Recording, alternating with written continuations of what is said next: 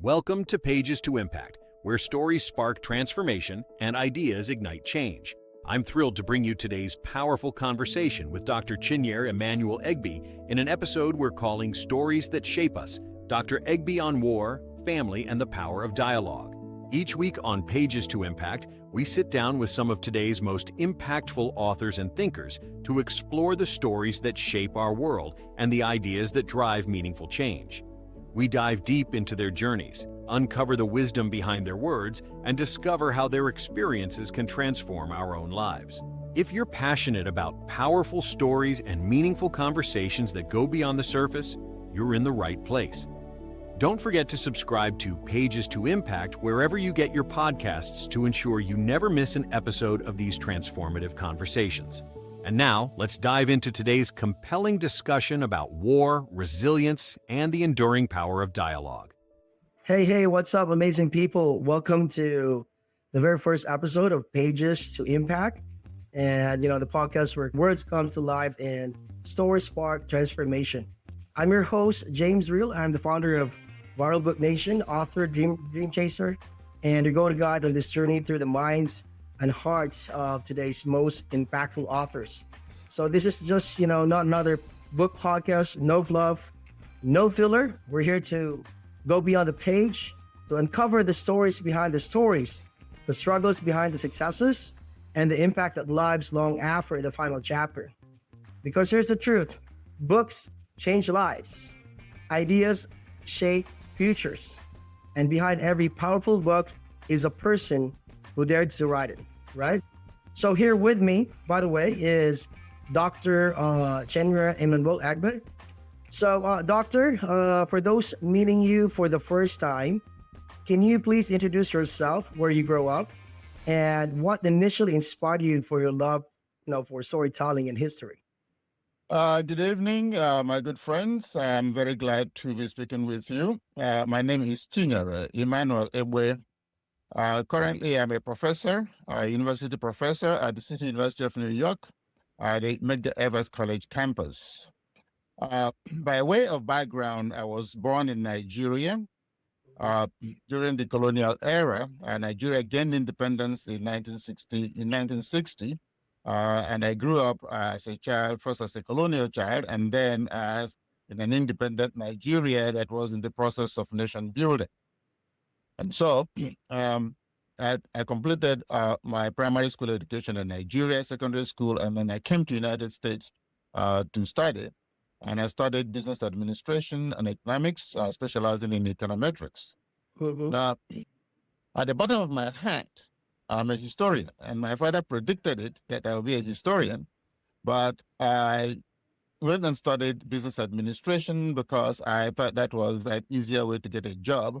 Mm-hmm. And if I studied history, I would say controversial things, and I may not be able to get a job.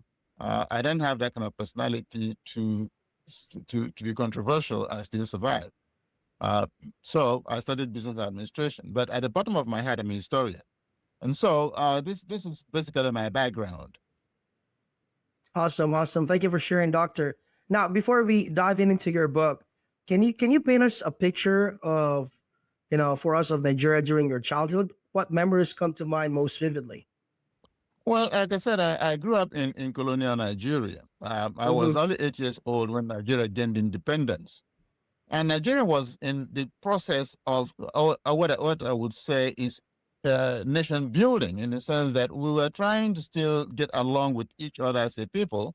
And Nigeria was colonized by England in 1914, so to speak, even though the British maintained what they call two protectorates from the middle of the 19th century. And so in the 60 years that we were officially a nation and then gained independence, Nigeria was really in a struggle with itself, in the sense that the colonial people brought together disparate cultures with disparate experiences. And so there was quite a struggle.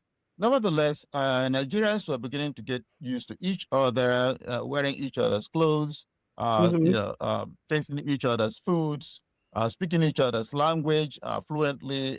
Many people during my time when I was a child spoke several Nigerian languages very fluently because we lived among each other and learned each other, understood each other. But like Mhm. any other nation going through nation building, there was quite a bit of mistrust, quite a bit of it. Mhm. There was quite a bit of struggle of ideas, not really of ideologies, but there were attitudes that made nation building difficult. And so, in the process of it, when I was still a teenager, if you include that as childhood, when I was still a teenager, Mhm. Nigeria went into a crisis, and it's a very bad crisis that eventually led to a civil war. And that civil war really, shaped a lot of things in Nigeria, and it took both sides of the civil war into Mhm. experiences that were, in every sense, traumatic, both for those who technically won the war and those who technically lost the war. But at the end of the day, my attitude is that we were all losers. Yeah, absolutely right. Very true. I mean, I don't think, there's, someone who would actually would win a war. Everybody is, basically a victim, right? So, Yeah. doctor, another question. What was the moment you first realized that life as you knew it was about to, change due to the war? Can you, take us to that moment? Okay. When you say life as I knew it was going to change due to the war, so I take it that your question is about at what point Yeah. during that crisis, during that war, did I realize that life was going to change? Yes. Um, from January 1966, there was a military coup in Nigeria, which had its complications, which, of course, you're not asking about now. Now, the complications led to attempts to make peace, and that those efforts failed. Once they failed, the Civil War officially began on July 6, Mm. 1967. Now, when you say when did I realize that life would change? We were all enthusiastic about going to that war. As a child, we felt, on our side that injustice had been done to us, and that the right thing for us to do was to secede from Nigeria, to achieve two things: first, to protect ourselves; secondly, to make a point that you cannot just trample on people or abuse them and get away Yeah. with it. That Yeah. that was the point. And so there was this hope that we would have independence. Life was normal, whether you were well-to-do or not well-to-do. But I mean, to be very, very honest, I grew up, I would say, in relative privilege. And I would say relative privilege because, I mean, in colonial Nigeria or colonized Africa, not too many people had college education. And my father was a college educated, London University educated person. And so Mhm. we were relatively comfortable as a family. I was able to get into high school without worry. Uh, in those days, only maybe 10% of teenagers had the privilege of ever hoping to go to high school. I didn't have to worry about it. I was in Mhm. high school, and I was looking forward to going to university without even thinking about it. Mhm. And when you were a university graduate, you lived very well. But lo and behold, 6 days after the war started, my God, we were dismissed from school. Mhm. Now, that privilege of being a high school student in an environment where being in high school was seen as this golden fleece that you already have abruptly stopped. So throughout the war, my whole mind was, when will this war end so that I can go back to high school, get to university, and achieve my dreams? So at Mhm. that point, you can say, yes, a shock came. There was this hope, uh, in a momentary hope. We were dismissed on July 10, 1967. On Mhm. September 6, 1967, there was this big announcement that we were going to go back to school. On the way to back to school, back to the boarding house, which was a privilege for a lot of people, um, the announcement came that the order to go back to school had been rescinded. Mm-hmm. If you say that was the defining moment, yes, it was, because now it was clear that our expectation, we had this confidence that if the Nigerian side ever set foot on our border, we would blow them out right away. We thought we were superior. But here, they were gaining territory every day. And, our leaders felt that there was no way we could leave people in high school, because people in high school, from at least 17, 18 years old, and their teachers were, I would say, going to be the source of military personnel. And if you are losing a war, and if people see that the enemy is gaining territory and people are going and not coming back, believe you me, that pool of potential soldiers will not be there. And so our leaders immediately came to, I would say, the practical decision to close schools. And so for me, that was a defining moment. I just felt, wait a minute. So my privileges. Wow. I can imagine what you went through when you were a teenager. During that time, I think I'm still playing with my friends. And really enjoyed school during high school. It's one of the best moments. So, Doctor, in your family's journey through the conflict, is there a particular event or day that remains etched in your memory? Perhaps other than the rest. There are several events that etched in my memory. Because my family went through several close calls to annihilation. We were practically going to just be wiped out.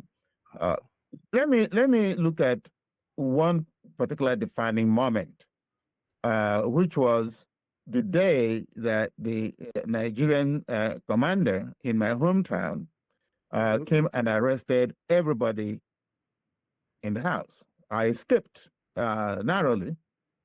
And just to give you the background to it, like I said, from the moment the war started in July 1967, the secessionist side was losing ground. So eventually, in March 1969, they captured my hometown and surrounded us. And my father escaped, in the company of a battalion, and they had to shoot their way through and escape back into the so-called rebel territory. And somebody went and told the commanders in my hometown, the Nigerian commanders, that it was my dad that led the operation. Well, my dad was not a soldier to begin with. He was already 50 years old. He wasn't a soldier. But he did provide a lot of guidance. He really provided a lot of guidance to those to the battalion that escaped. And so they came and arrested everybody. My mother, all my brothers and sisters, and whoever was unlucky enough to be around.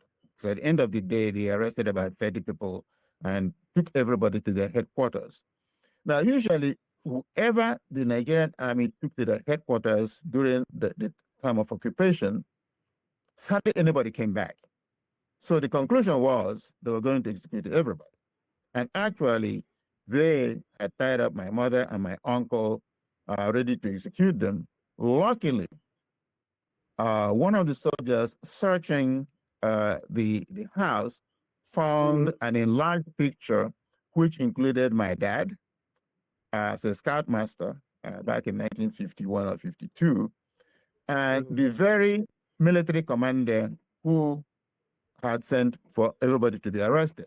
So the soldiers said, well, here is the military commander. Here is the person we are looking for in the picture.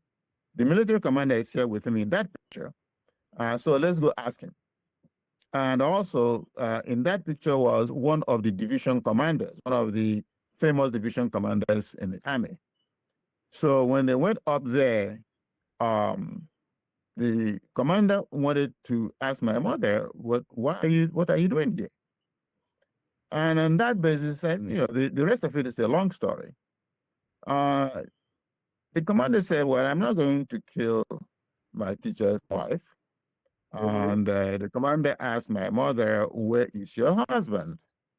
And my mother told a lie, saying, I've not seen my husband in 3 years. He implying that he must have died during the riots in northern Nigeria. And so, why is the defining moment that it is in my mind is right there. The entire family would have been wiped out. Yeah. Yeah, that's The entire devastating. family would have been wiped out. So it's a defining moment. I would say something that etched in my memory because I was frightened. I escaped narrowly because I was a teenager. I was running an errand, and on the way back from that errand, I saw this ripe mango on the top of a Mhm. tree, and I was climbing on the tree to get the mango. And so that delayed me for 15 minutes or 20 minutes. So I was not in the house when they came. And so somebody saw me coming into the house and said, "You better go back because the Nigerian army is in your father's house and they've arrested everybody. If they see you, a 17-year-old teenager, you're dead." And so I had to step back. But then I was worried. What's going to happen Yeah. to my mother? What's going to happen to my brothers and sisters, including a 2-year-old? And I just held my breath. Luckily, later that evening, they all came back safely. And the Wow. story I told you is what what led to them being sent back safely. Uh, it's something that edges in my mind in the sense that that morning, my bigger sister, who was 19 years old at that time, Mhm. actually 20, she was 20. Mhm. She had traveled south, to sell foodstuff. Okay. If she had been there, believe you me, she would have been simply held back and raped or what have you. So in Yeah. that way, Yeah. she also escaped due to what I consider an act of God. And so again, that kind of thing etches in your mind. Um, 2.5 months later, after I escaped from enemy territory, I luckily something touched me. I made inquiries where I was, and I was asked to go and look for her in some village nearby. Lo and behold, I found her in the forest. If that is not something that would etch in somebody's mind, all the, I would say, coincidences of good luck, but I call it acts of God in Yeah. our favor. Um, I don't know what else would be. Yeah, absolutely. With that situation, putting myself into that situation, I'd be very scared, and I wouldn't, know what to do. I would run, or I would, go back to my family and save them. But it's hard, right? Because you're going against, this group of, people wanting to basically, get everybody. Anyways, so survival during wartime is about more than physical endurance, right? What personal or cultural values help sustain you and your family during these darkest moments? The cultural value that sustained us, is the culture of family being together.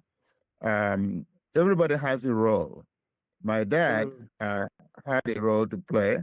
My mother had a role to play, which essentially was to provide us emotional support. Mhm. My dad was very active in supporting the military. Like I said, he wasn't a soldier, but he was a prominent personality. He had quite a bit of knowledge. Uh, so he was an agricultural scientist, and he had a plantation that provided us food, and so we didn't lack food like other people did, Mhm. and so we kind of like, survived without being flamboyant. So we kind of economized on whatever we had, and we kind of survived the whole situation by mutual support. And then culturally around, people were determined, and so people made do with whatever they had. Uh, People adjusted, as hardships set in. Yeah. People adjusted to whatever it was, uh, just to maybe in a humorous sense. Um, they came up with this idea of what they call win the war food or win the war soup, uh, you know, which means that the normal ingredients that people put in soup, to make good soup, were no longer available.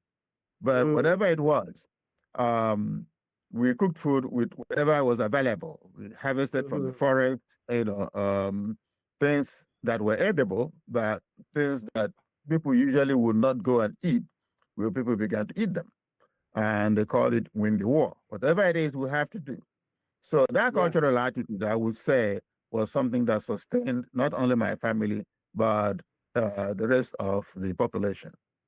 yeah. Well, that's despite of the the situation, I think your relationship together with your family did really contribute towards overcoming the challenges that you guys were facing during that time. And I think a family is one of the biggest factor. So doctor, how did the relationships within your family or with others change as the realities of the Civil War set in? Well, let me say that the realities of the war set in, and how did that change the nature of relationships? I would say there was a lot of, I would say, people feeling like we are comrades, we are all in Mhm. this together. And so I would say changes were more in the positive side of it to enable each other to endure and to survive.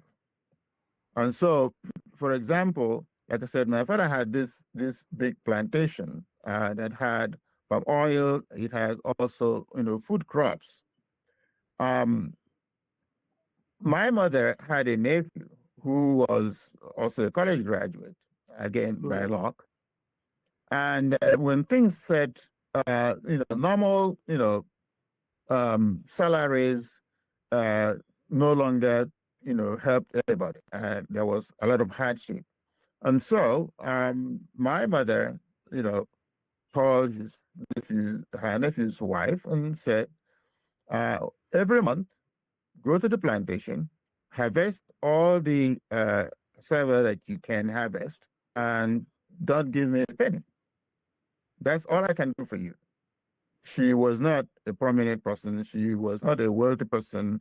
But here is a plantation that has so much food in it, and let us share. So to me, that was an example, that provides a good example of Yeah, a positive side of family relationships. People, gave every support that they could in every way, big or small, to survive.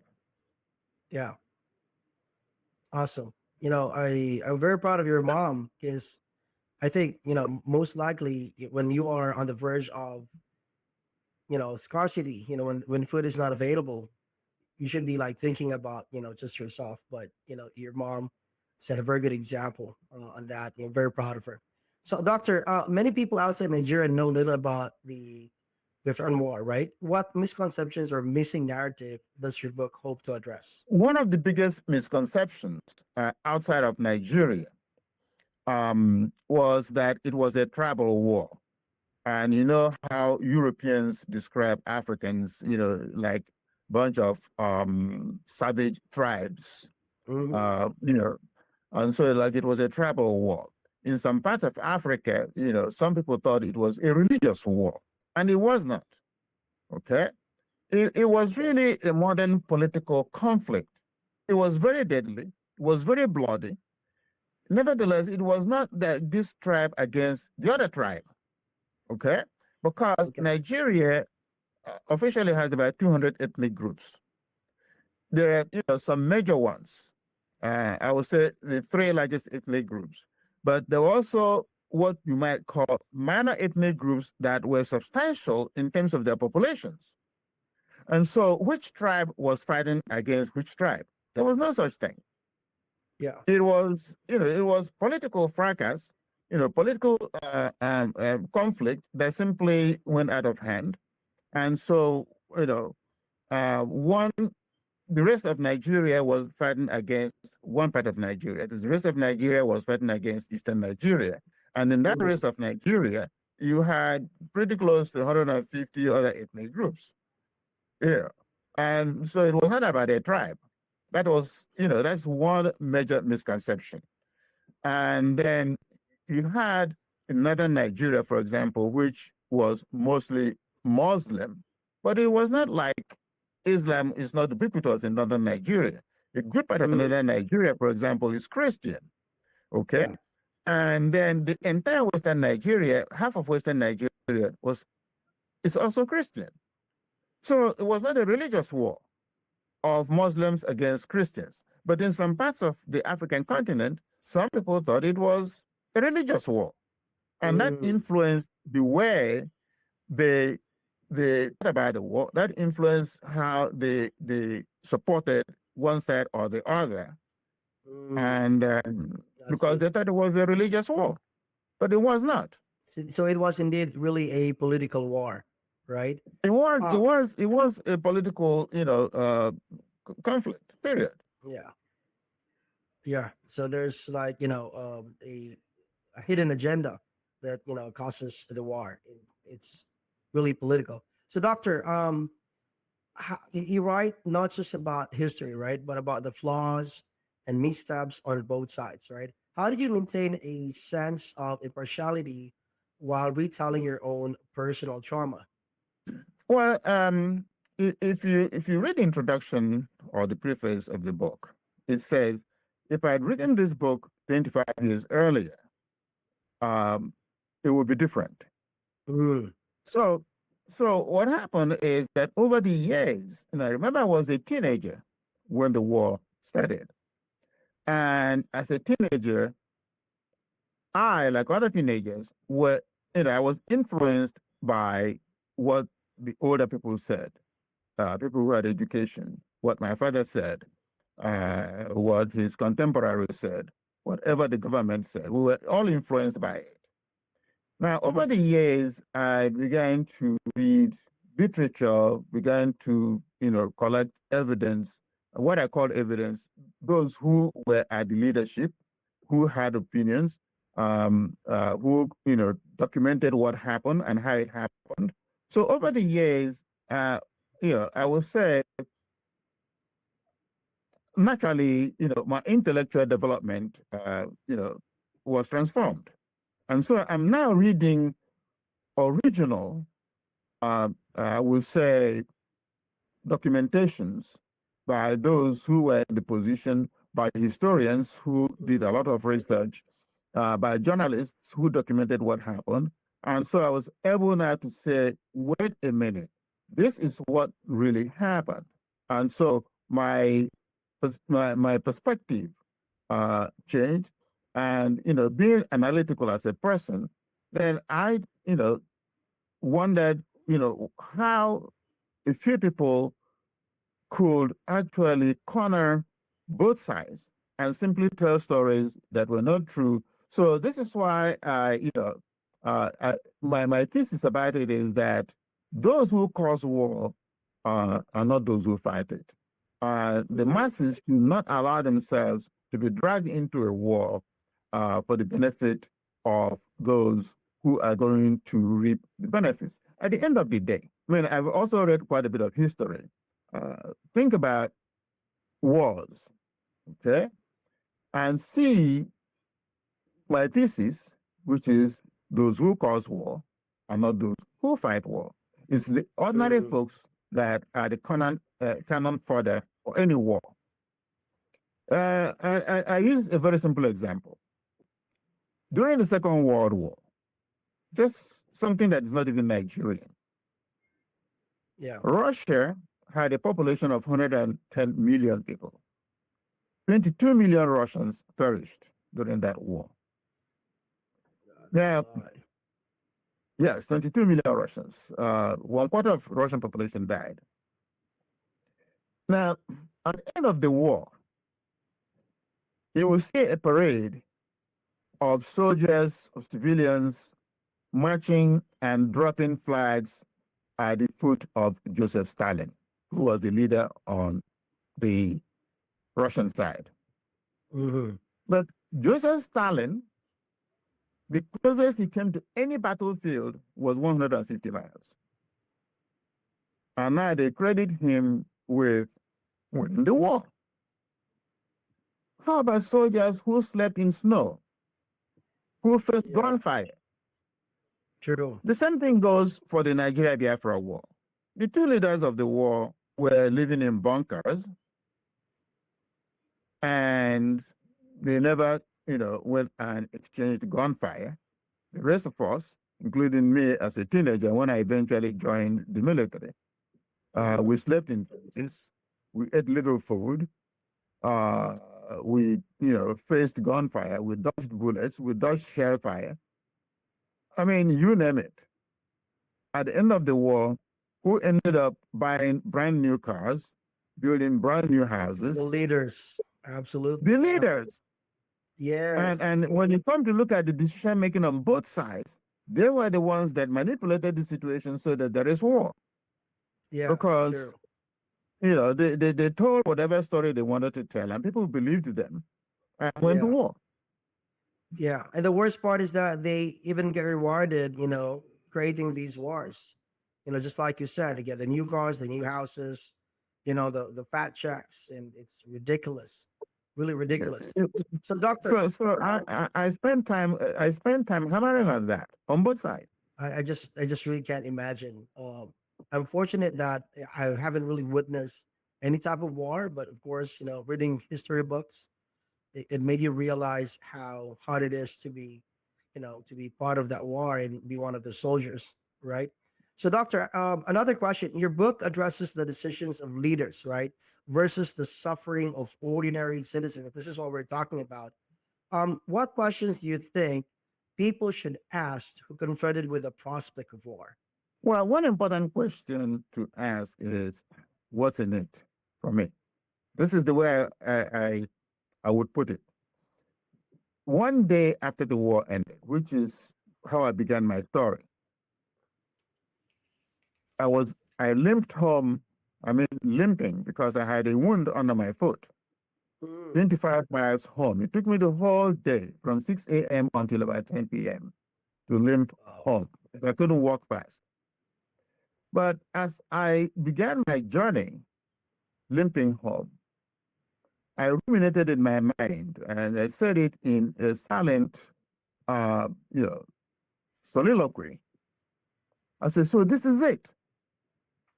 Because we went through all that hardship, we suffered so much, we were deprived, and the day the war ended, it just ended like it was a soccer match.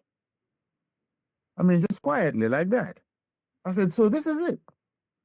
And as I was getting closer to my hometown, I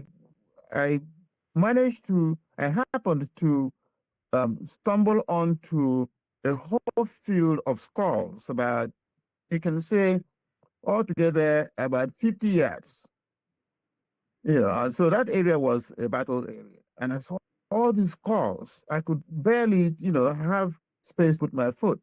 So all these people, all these skulls here with no identities. So this is it. One side says, no more war, we surrender. That was it.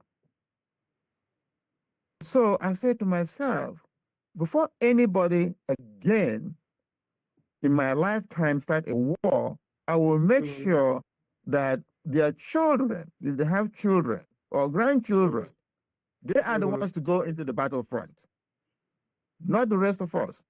We will make sure that their own children go into the battlefront. Because I said, at the end of the day, this is it. I mean, just like abruptly like that, it ended. Then, like I said, the big people, the division commanders, the ministers, The generals. the generals, they live in bunkers. They drive in fancy cars even during during the fracas. And the rest of us, would drink bad water, eat poor food, suffer deprivation, sleep outside in the night, because I did have that experience. It just ended like that.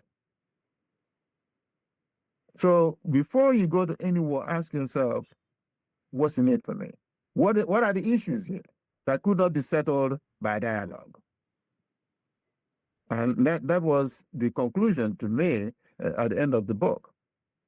There's just nothing that is out there that cannot be settled through dialogue. Right. So this is like your could be your message to the young people in Nigeria, right, or anywhere that faces depression, or would urge them to to remember from your story. They have to ask this question: What's in it for me?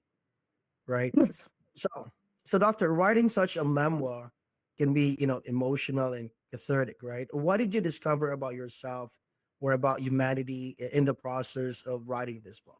What I discovered about myself, what can I say I discovered about myself? I discovered, again, essentially what I'm saying, dialogue. I discovered that there's enough to go around. And the real problem in the world and throughout history, because I really went back into history, I'm talking about into the ancient world. So Hmm. there's enough to go around. It's just human greed that gives rise to war. And it's the greed of a few people who are in the aristocracy who want to Mm, maintain a level of comfort for themselves. And I mm, cited even an ancient historian in that. And so it's not like it's totally my idea because I use the opportunity to read a lot of history mm. so as to put what we went through in context. It's not just like to say, okay, we went to war, this side was right, that side was wrong, or, we should not have been fighting. But human beings, philosophers have been saying this over and over. So it's not like it's Mm, my idea. The ancient historian in Rome, Methodius Plutarchus, that generally we know as Plutarch, I said, commanders make a grievous error. They urge people to go and fight for their monuments and for their sepulchres, and people perish and die. But the very people who go and perish and die gain nothing from the end of the war except the air that they breathe. They have no mansions, they have no sepulchres, they have no big farms. mm. Uh, so it's not like a novel idea. Historians, people who became wise before me, have been saying it. Nevertheless, we allow ourselves to be dragged into war. Right, right. So, doctor, what do you hope will stay with listeners or readers along after they close your book or finish this conversation? What was I think will stay with people is that I identified, I was objective, pointing out, flaws in decisions.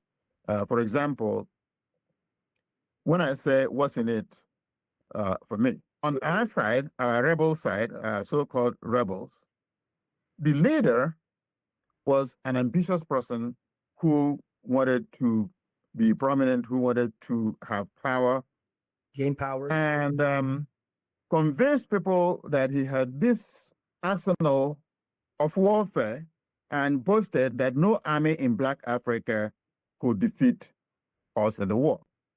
Mm, Come to find out that when the war began, they barely had artillery. I mean, in modern warfare, artillery is very important.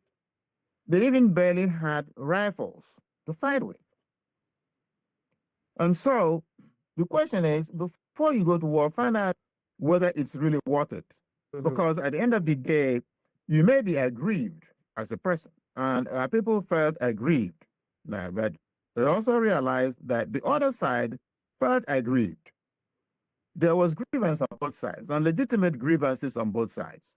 But when somebody says, when you feel aggrieved, there is the saying that people borrowed from Sir John Falstaff, which you read in Shakespeare's King Henry IV. Mhm. That part of valor is discretion. You may be aggrieved, but before you get into a fight, be sure you are ready. Yeah. You may be right. You may be right, Yeah. True. but you better get ready because people who are wrong might have the capacity to bully. and that's in nature. Okay, people who are wrong, if they have the capacity to bully, they will bully, Yeah. and that's natural. It is not right, but that is natural. That's nature. That's human nature, I guess. Yeah. The better part of honor is discretion. And that is what people should, one thing that I need for people to have in their minds.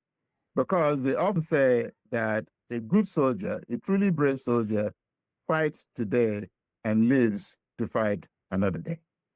To fight another. Yeah, I totally agree. Don't get into a fight just because you're annoyed. Yeah. If Choose you your really, battles. yeah, choose your battles. Choose your battles. And before you get into a fight, go get ready.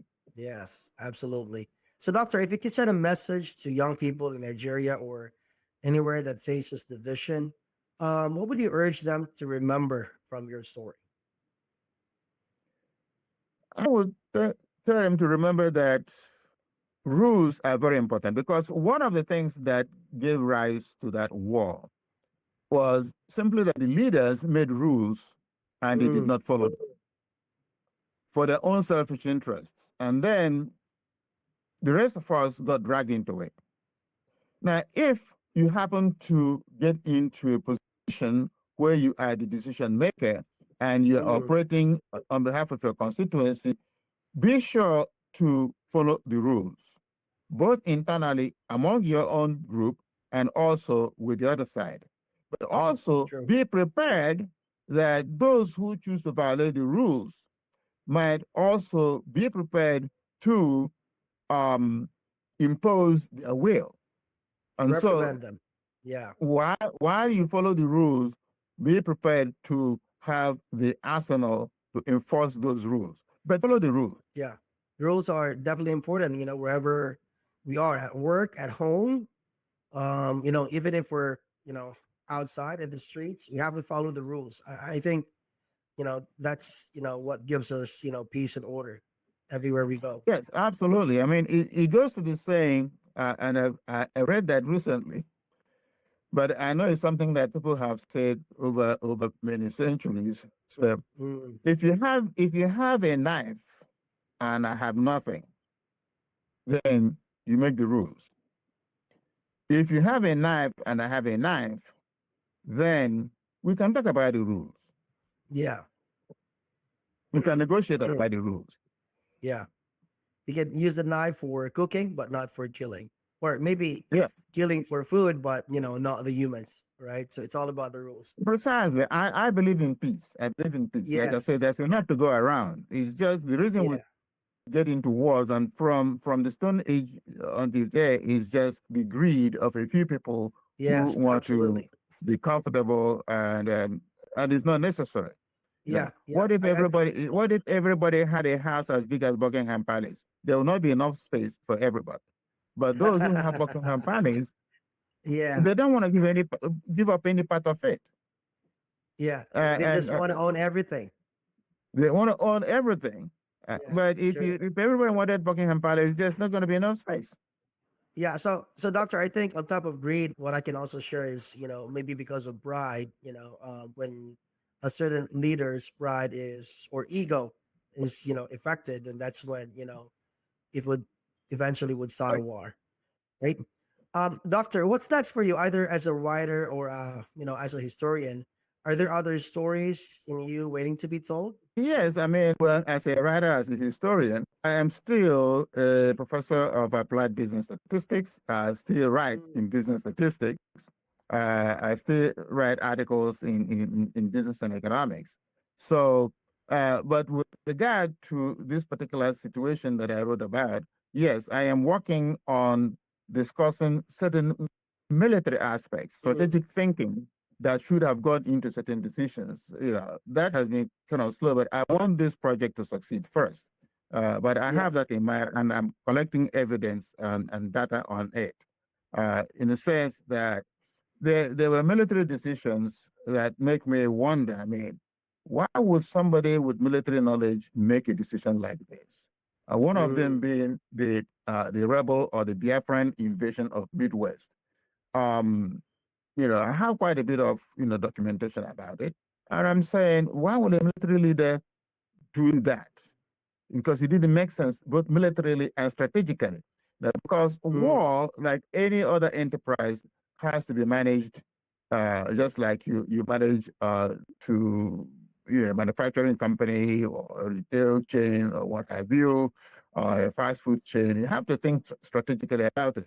And yeah, to me, there was a major flaw of strategic thinking. yeah. I think you're talking about a cause and effect principle there. So, doctor, for listeners intrigued by your story, where can they find your book and how can they engage with you or your work further? My book is listed in Amazon. It's also listed in Barnes and Noble. Mm, If you just type in my name, if you type in my name, and if you want to be more precise, you can type in my name and followed by elephants, and you will find the book. awesome, awesome. So aside from the podcasts that we will be distributing to Apple Podcasts, to Spotify, and also we're going to be uploading this to YouTube. Are there any other social media platforms that people can actually jock online so they can follow you and engage with you? Like maybe There's a a face, business page on there's a Facebook. there's a Facebook page specifically for the book with 11,000 Okay. followers. Oh, 11,000 followers. Yes. Wow, that's amazing. That's amazing. Awesome. So, Dr. Agbe, thank you so much. We really appreciate you coming with us today, sharing your story. We've learned a lot, about these wars. I'm so, really proud of you and your family. You guys overcame the trauma, number one. And I just really like the perspective because, not a lot of people would want to overcome that, you know, that the strategy in life, but you chose to be successful. You were a business person. You did a lot of things. You became an author, and in fact, right now you're still thinking about another book, right? So we're very excited on your upcoming book project, and once again, thank you so much for coming here, and congratulations on your future success. Thank you very much. I really appreciate you inviting me. I really enjoyed this conversation. All right, thank you so much, and thank you guys for listening to Pages to Impact. We will have more stories to share and more stories to uncover and to discover. And please watch out for the upcoming episode. That could be next week. So we will come up with an announcement, and we'll see you guys there. Okay. Thank you so much, Doctor, and you have a great evening.